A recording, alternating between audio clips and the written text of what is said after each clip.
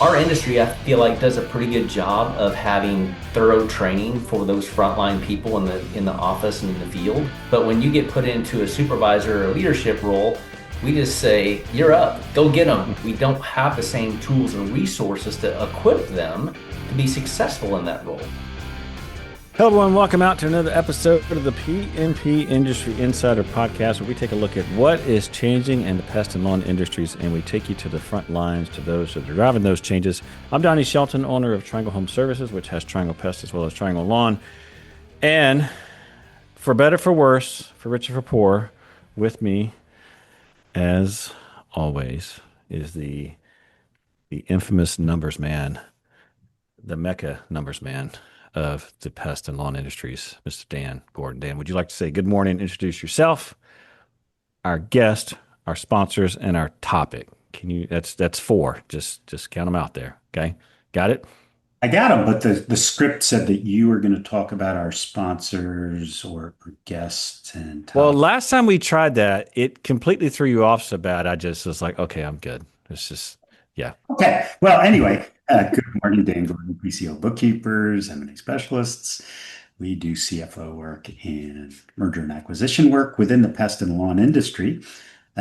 Before I introduce our topic, no, I read that wrong. All right. Our guest today is Kevin Lemasters, founder of PCO Leader Academy and Action Leadership. His topic is how to build strong mid-level management and pest control. And we're looking forward to this talk, but let's hear about our sponsors and peer groups. Donnie, would you like to read them or would you like me to read them? I can do it. I can do it. All right, here So, we go. first sponsor, whom I very much love, Coalmarch. Coalmarch Marketing works exclusively in the pest and lawn industries to drive measurable, smarter growth for your business. Their reporting even ties directly into PestPack and Real Green. I think that's big. So you can exactly see what your marketing is doing for you. Go over to coalmarch.com/podcast because obviously we want the bean counters to know that we're sending them customers and they're spending their good money and sponsoring this podcast. And you'll get your first month for free as a listener to this podcast. Our second sponsor is near and dear to my heart. That's PestSure. For more than 40 years, PestSure has been protecting pest control companies with specialized insurance and safety programs because no one understands the industry better. If you have any kind of insurance needs, specifically on the pest side, and I would even say maybe even on the lawn, head over to pestsure.com. They just have a fantastic program over there, and I'm a customer. I know I've mentioned that before. Also, we have Voice for Pest, which delivers the only phone solution designed specifically for pest and lawn care professionals, from powerful AI features to deep integrations in with most industry CRMs. Discover why leading companies rely on it every day. And again, we have a bean counter link for this one. It's voiceforpest.com/podcast. Just tell them that you're a listener, and I'm sure that Raymond, I might get in trouble for saying this, but he's going to give you the biggest discounts ever if you tell him that you heard us on the PMP Industry Insider Podcast. And I'm sure I'll get an email about that. Finally is Forshaw. Again, I am a customer of Forshaw as well. Forshaw is a leading family-owned and operating distributor serving pest management professionals since 1961. Their focus on people, partners, and performance is what has inspired Foresight, which is really unique to Forshaw. It's Forshaw's inventory management software, built to bring clarity, control inventory, and support smarter operations and decisions. Of course, you can head over to forshaw.com. We don't have a bean counter link on that, but I'm sure if you tell them you heard us on the podcast, it always helps us keep the lights on. And with that, Dan, do you want to talk about the peer groups?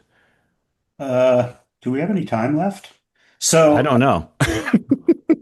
It's a hey, if lot. you're interested in joining a peer group, it's PMB Industry Insider Peer Groups, facilitated by our friend and industry veteran David Billingsley.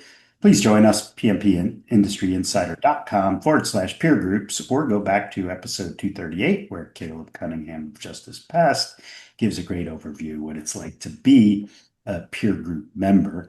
And then we do have a surprise that's starting to come together in December. Should we talk about that? I think we talked about it on the last one. I did on our last podcast, yeah. All right. Well, why don't you mention it again?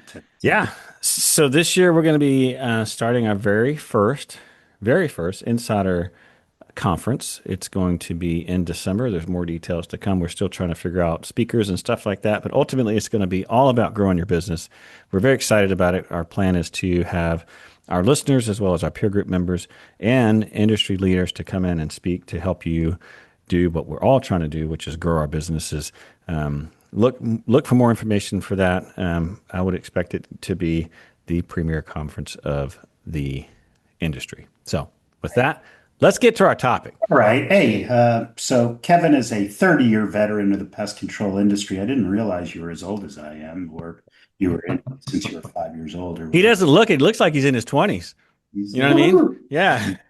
He founded Action Leadership, an executive coaching firm, in 2023, and PCO Leader Academy, a leadership development platform, in 2025. Welcome, Kevin. Hey guys, How are you? I'm good. How are you today? I'm all out of breath from all of this. Man, that's a lot. Yeah.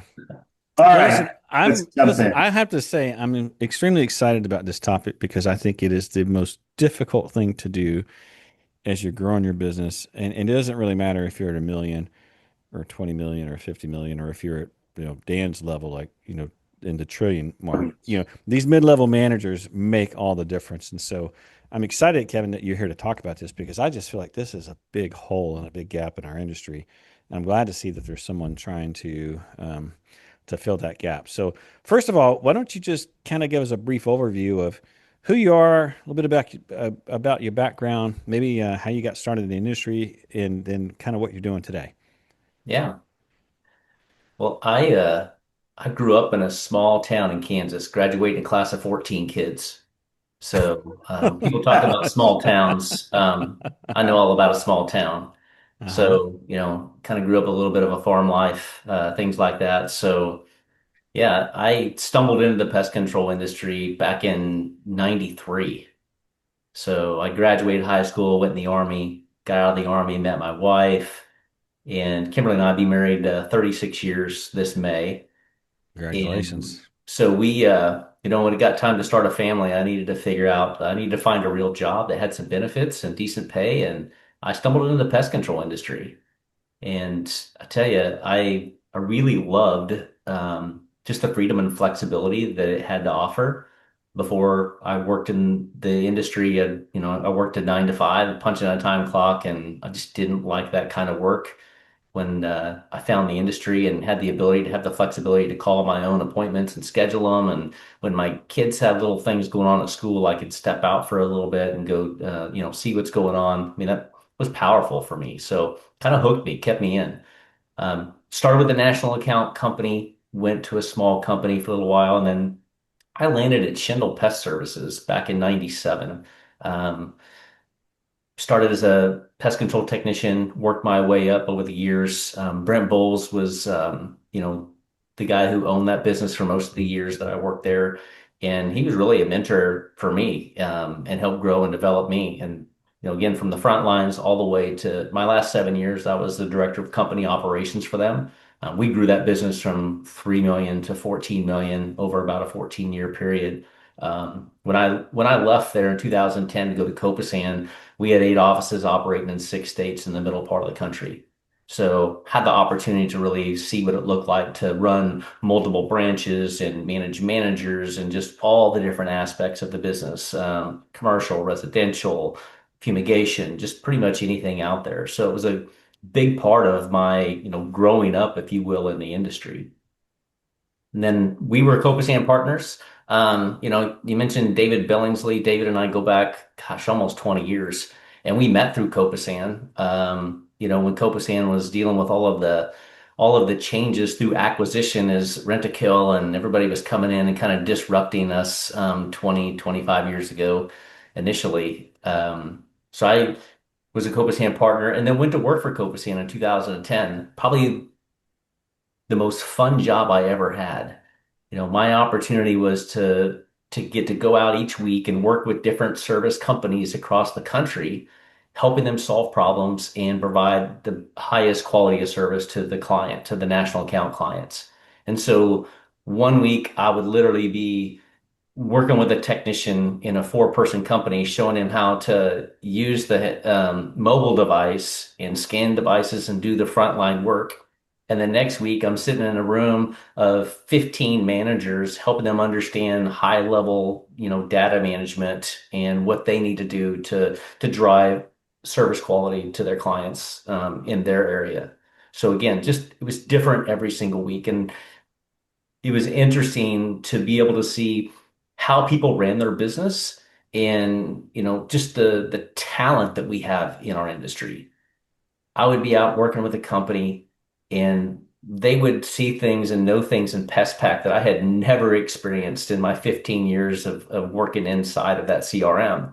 And it was great because I could take that information the next week and help another client, help another service company, move forward and learn something they didn't know about the system as well. So to be able to share, that kind of knowledge and experience week after week, was very, very rewarding. And then New Year's Eve, 2012, I got a phone call from Mark Dykstra at EnviroPest out in Colorado. And he asked me if I'd be interested in coming out and helping him run his business.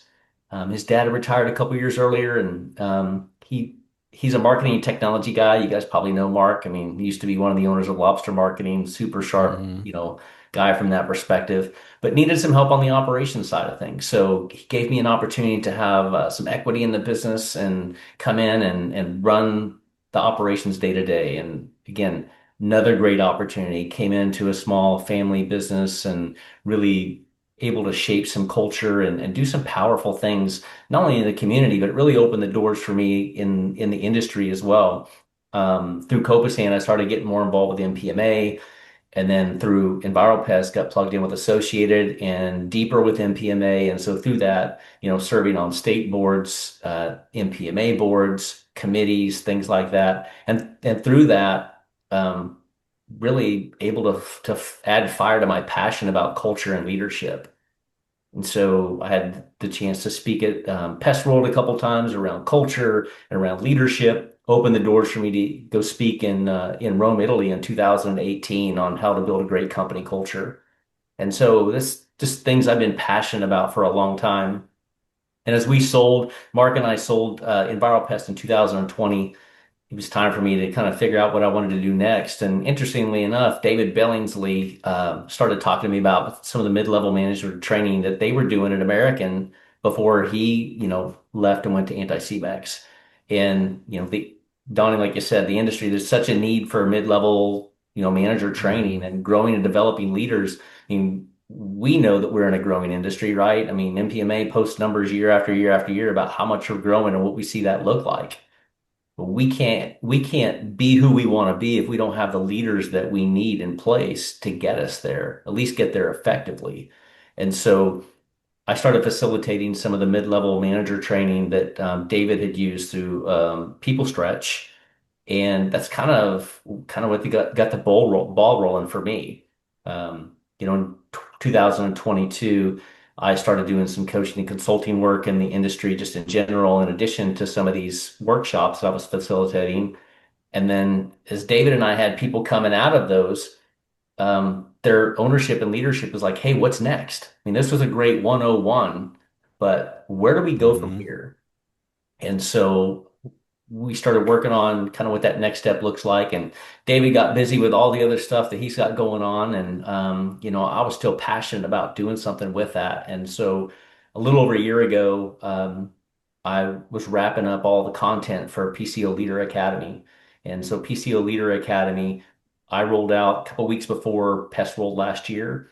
And it's an 18-month train the trainer leadership training program. So the idea is you send somebody in your organization through, they learn all of the content, they get trained, understand the dynamics of, how to train somebody, have the tools and resources to do that, and a platform that you can customize for your organization. And then once they get through there, then now they're the trainer in your organization. So whether you're a small 5-person company or you have 500 people in your organization and you're looking for a resource for leadership training and development, that's the goal of PCO Leader Academy. So just to expand a little bit on it. So it sounds like there's there's a platform and then there's actually sending someone through the training. Can you explain a little bit more? If you're a company and you want to do PCO Leader Academy, it sounds like, does someone go through that with you, or do they go through the platform? Just kind of walk me through how a company would progress through PCO Leader Academy.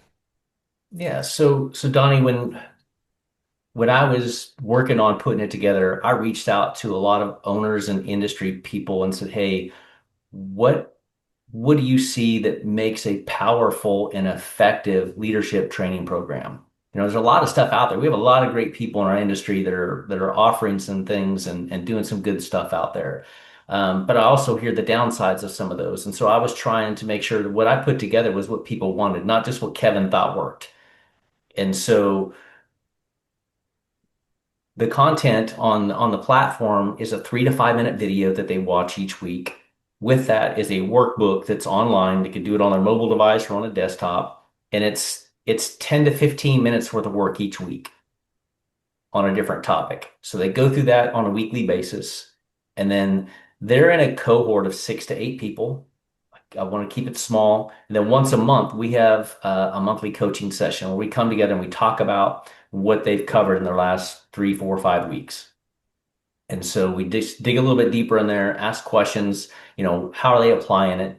They have to have an accountability partner or a mentor through this process because their workbook challenges them to sit down and go through exercises with somebody else so that they're either, relearning the information or relaying that information to somebody else, or if they've been taught something through the program, they're actually teaching that to somebody else as part of their homework in that process. So And so somebody again, else in the cohort or somebody in their company? somebody in their company. Yes, whether it's their accountability partner, Dan, or in some cases it's, hey, most likely this person's managing somebody. And so the goal is, hey, you learned this tool, you learned this resource now, sit down this week, identify somebody that you can teach this to that's going to help them to grow and develop. So it sounds to me, it sounds really neat. I love the 3 to 5 minutes, but is that something that, there's a perception of value, right? Oh, if I sit in a class all day long, geez, like 3 to 5 minutes. And I agree with you. One powerful concept is worth, all the money in the world to that person. But any recommendations to go longer? How did you choose 3 to 5 minutes? So again, just visiting with different people in the industry, some trainers, some owners, being able to break things into micro lessons so that especially in the busy season, one of the biggest pushbacks I heard about some other programs out there is, we get in the busy season, my people don't have time, right? How often do we hear that? I mean, I think Donnie, that's the biggest thing, right? We get in the busy season, it's like, hey, this is one of the first things that goes to the back burner, you know? Mhm. We've got other problems to solve, and soft skills is one of the things that gets kicked to the side, or leadership development training. Well, even in the busiest of weeks, we can find 15 or 20 minutes, right? I mean, if we can find 15 or 20 minutes, I don't care who you are. And Mhm. so being able to create something so that you have that habit of regular learning, because that was the other piece of making it as simple as I did, was I wanted to create a habit. Somebody could sit down in a couple of days and cram through this whole thing and knock it out of the park. But that doesn't create a habit of leadership development and growth. And that's part of what the goal is having a culture of leadership development. And so that culture is, having that repetition. My first, out of my first 2 cohorts that I'm rolling right now, over half of them haven't read a book since they left school. They admitted, I haven't read a book since Uh-huh. I got out of school, 5, Right. 10, 15 years ago. Hmm. And, when people come into the program, I recommend a number of books throughout the leadership program. And I send them a book right out of the gates and recommend that they read the book. And everybody that's come through has read the book. And I would say half of them have said, now I'm reading on a regular basis. I'm sure that's Dan's book. Is that right? So Is that the book Well, you're Donnie sending has him? two. So, it's by the actually, way, it's, I'm it's, writing another book. It should be ready. it's Patrick Lencioni's book, The Motive. Oh yeah. Oh, we know Patrick. Yeah. Yep. Yep. So, He was on again, the, he was on the podcast. yeah. Yeah. We've had him So on. yeah, I love his book. I mean, I know, he's probably one of my favorite authors. Some of the stuff he has, I love the simplicity of what he teaches, and there's a handful of takeaways out of each of his books. Sure. So this is more of a business question on your end. So it's an 18-month cohort. You sign up and you have there's a monthly assignment, right? Being in the pest control industry, we all know that we want to create recurring revenue. What happens at the end of 18 months? Is there another? So for the 18 months, there's an initial investment to put somebody through the 18-month program. There's not a monthly fee. There's just an initial investment. You put somebody in the program for the 18 months. At the end of the 18 months, if you want to use the platform and have that to be your leadership training platform, then there's a small monthly subscription that you pay to have a certain amount of seats to have access to the content. And then again, you can customize that content. So one of the categories we cover is vision, mission, values. And so, part of that is, for smaller organizations that don't have that, I share a framework on how do you identify what that looks like? How do you build that and put that together? And then why does it matter? How does it help you, run your organization and help your people understand how and why they make decisions? But for a lot of companies out there that have that all put together and figured out, it allows them to be able to plug theirs in and then just apply that to the training that they're doing with their team members. And so if I go through your program, the first 18 months is with you, and then the second 18 months, I can take that um, content and tailor it, and then I teach it. Yes. And you don't have to do it in 18 months, Dan. Mhm. You again, once you've come through the program and now you're the trainer, you have access to the platform. If you wanna focus it, into different time frames, you could do a half a day session with your leadership team and go through three or four categories. You Mhm. could do it in a team setting, right? There's different ways that you can access that, and because now you're the facilitator, you're the trainer for your organization. I've just Listen, provided you the content for it. I think that's a fantastic concept Pretty because cool. the Yeah. reality of it is that you don't really learn something until you have to teach it. When you have to teach it, it puts a lot more on you because now instead of you just sitting there and like taking it in, you have to articulate it and then figure out how to explain it. And then I think it's a fantastic model. I really, really do, especially for mid-level managers, right? Because ultimately that's what they're going to be doing anyway. You know, um, fantastic. So now walk me through what's some of the content? Like what's in this program? Like what are they going to learn? Mhm. So I think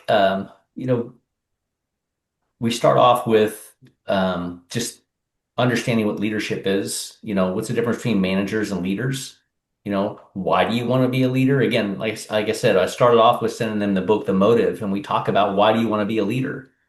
I share this story. My niece came to live with us 20 years ago.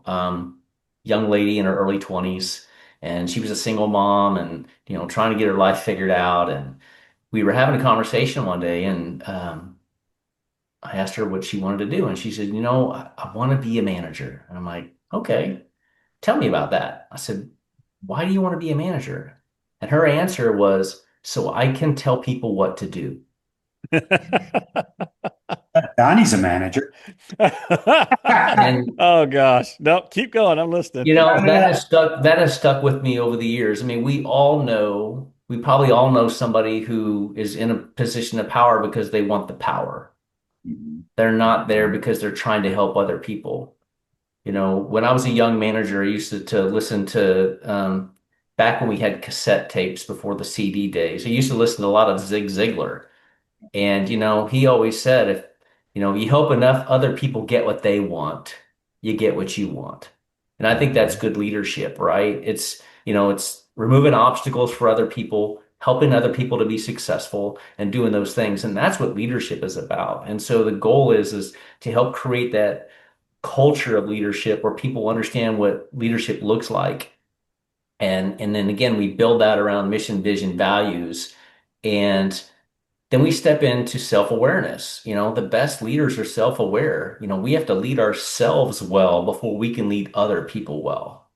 And so it's probably my favorite category out of all of it, just because I love some of the tools and resources around how we recognize, our shortfalls and shortcomings. And then we get into communication. How do we communicate better? And, engaging with people. I mean, when we talk to over the years, I don't know how many meetings I sat in, with companies and we're like, okay, what's our biggest shortfall? What's our, one area we need to get better at? Communication always comes up, right? We always could communicate better. And so what does that look like? And so we introduce some tools that help us be more intentional about communicating effectively and communicating in a better way. And so the first five categories are all about self, all about just that self-awareness, understanding who we are as a leader, understanding how we are a leader. And then the last four categories jumping into leading and managing others, right? So what does that look like now that I'm, leading somebody else? I need to show up and be the leader that they need me to be, not who I think I need to be, but who they need me to be, right? I have to understand Hmm. people. We talk about assessments a little bit. Um, I don't put any assessments out there because I know some companies already have them. I do give a couple of resources and recommendations if people want to go find some assessments because I think it's helpful that we understand how people are wired and how they think, and it's an important part of building a strong team. And then I kind You of know, wrap. Go ahead, go Donnie. ahead. Well, I was going to say, this, we got 10 minutes and I feel like there's so many more questions I want to ask you. And so there's two more I want to make sure we get to. One is, why is this so critical for most pest control companies? Because I do see this as a major gap. It's one that we struggle with. I think it's one that any growing company struggles with. And then the second one is, what does a great mid-level manager actually look like? And so maybe let's start with the first one, which is, why is this mid-level management or mid-level manager development so critical? Maybe that's a good place to start. So I say all the time, we are in the people business, and you know what our technicians and what our frontline office team does day to day, um, they do really well. And they navigate the people side okay, and then they do their tasks and stuff really well. And those are usually the people who do that the best are the ones we typically promote. And they were able to navigate customers and peers really well when it was just peers. But then when we promote them into a leadership role, it's a whole different perspective.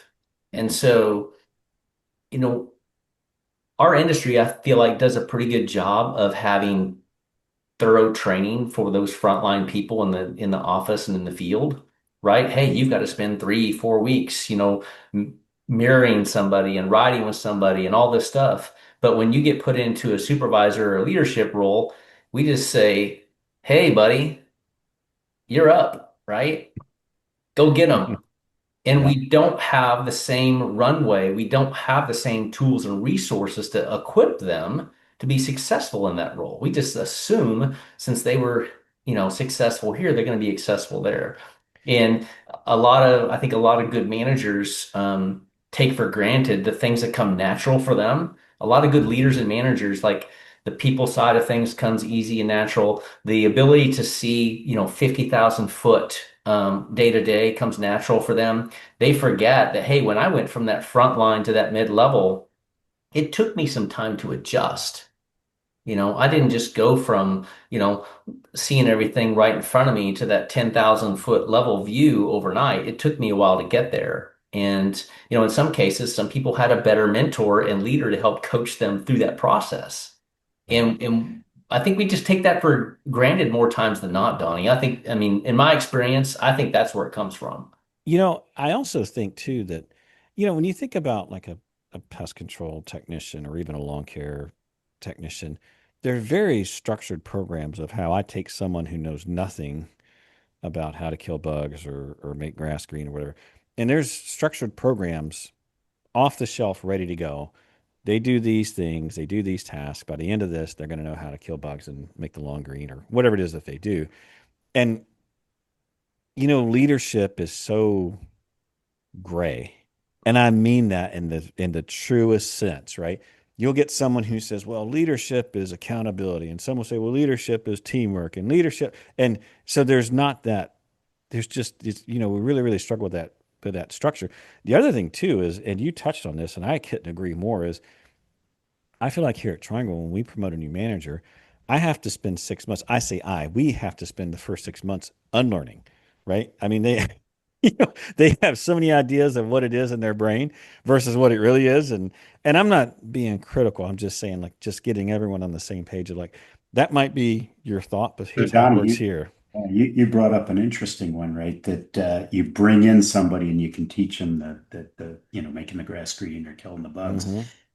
What we see is a lot of smaller companies. The manager is the guy who already kills the bugs and makes the lawn greener. And just because he knows how to do that, Sure. that qualifies him to be a manager, not right. So, but he goes into that and that's a manager. Now, once you're a manager, or how do you motivate or create the vision, right? So immediately you used to be a bug killer. Now you're telling me that I have to do a certain amount of revenue, that you want me to sell some things, that I got to keep the inventory on my truck neat and everything else, right?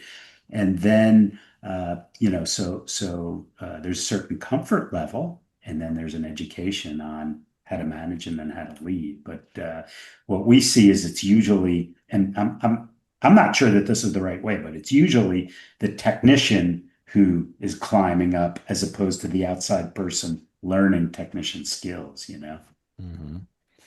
Well, that brings me to the second half of this question that I really want to make sure we get to before we finish out. And that is, what does a great mid-level manager look like? Like, what does an average one look like versus what would you consider to be exceptional? And Kevin, I want to hear your perspective on this because I have my own ideas on this, but I want to hear what you have to say because I think this is the critical, like, for my company, this is where we're focused truly, because this is the part that's limiting our growth, right? Is our ability to have really good, I mean, really good mid-level managers. So Yeah. not take it away. Well, I think, you know, you're so right, Donnie, about the gray thing around leadership and management, right? There's just so much around it. It's hard to put your finger on it. I mean, there's a ton of things that make up a great mid-level manager, or a manager at any level for that much. So I think the average, your average manager, they're hitting the numbers, they're paying attention. You're getting on them here and there. They're okay leading and managing people, but they're still stumbling around a lot of things and sometimes aren't really aware of how they show up with their people. And so, they're not quite sure who needs the kick in the pants and who needs the little extra pat on the back, right? We have to recognize what motivates our people and how we show up with them. Our best managers, mid-level or otherwise, they know themselves well enough to know how to show up with people. Hey, if I'm off today, I know that I've got to be intentional about getting myself back on track.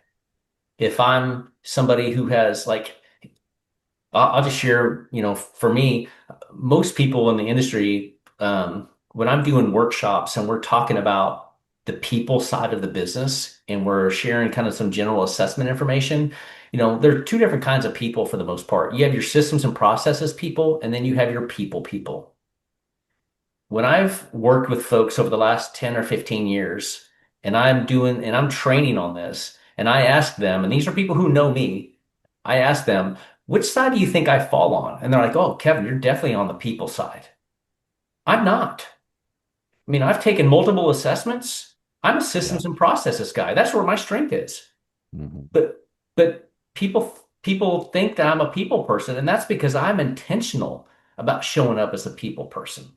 I was told a long time ago, and I heard this, Kevin, you have a really strong personality. If you don't, ease into some of the conversations, like you scare people, they're intimidated by you. you have a strong presence. And so recognizing yourself as a leader, and it goes the other way too. If you're more of a quiet, introverted person, then you need to know when you have to step into that and bring more confidence into a conversation, right? And so I think that's one side of it. The other piece of it is they're intentional about how they manage the business. And, they know what numbers to go look for. They're asking questions of their leadership, hey, I was looking at this. I feel like this is not where it needs to be. What do we need to do about this? They're pushing challenge up to their leadership, right? And so I think that's what a great, manager looks like. They recognize everything that's going on around them with the people side of things, with the numbers and other aspects of our business. And they're leaning into those things and being intentional about how to move it all forward. Yeah.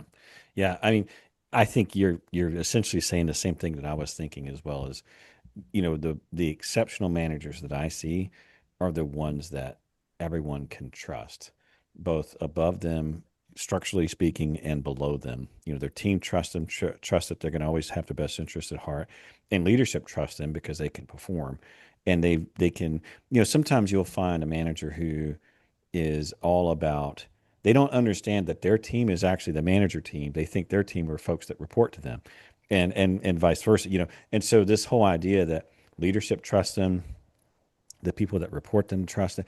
And listen, I don't take that word lightly. Like we're all sitting around holding hands. I mean, like they know that they're going to be solid, that they're going to make the same decision. They can trust what they're going to say, and they know what they're doing, right? And much to your point, they can get the numbers, right? And so to me, when I think about what makes someone a manager to an exceptional leader, that trust thing is just massive. And of course that takes time Yeah.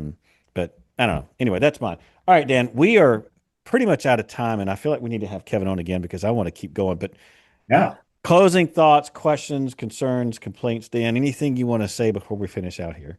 Uh, well, so if somebody wants to get in touch with you and sign up for your There you go. Yeah, that's a good program, Dan's a you're numbers welcome. guy. How do they do that? Yeah, let's hear it.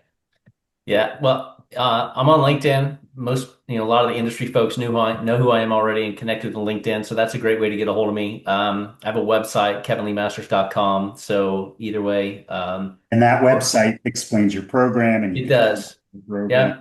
Gives you an opportunity to go in and get a free demo where you don't even have to hear from me. And I'll say this too. I don't have a team, guys. It's just Kevin Lemasters. I'm the guy who does it all. I send out my own emails. I facilitate all of my own webinars. I mean, this is not I'm not a corporate gig. It's just one guy just trying to serve the industry and help people out. So I love it. I love it. Well, Kevin, really appreciate you coming on the podcast today. Again, I've really enjoyed our conversation and appreciate what you're doing as well. I think it's something that our industry absolutely could use. And when I say our industry, I'm talking both pest and lawn.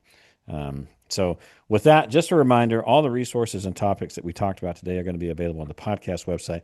Just head over to pmpindustryinsider.com. Take a look under show notes for this show.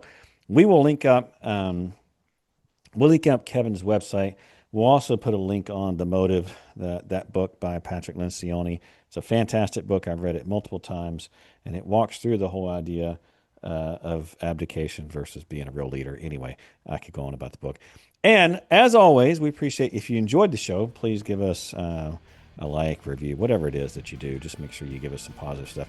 And if it's negative, of course, we ask that you pass that to Dan because that is absolutely his favorite, and it's my favorite too when he gets it. So with that, we're going to sign off. We'll see you all next time. Take care.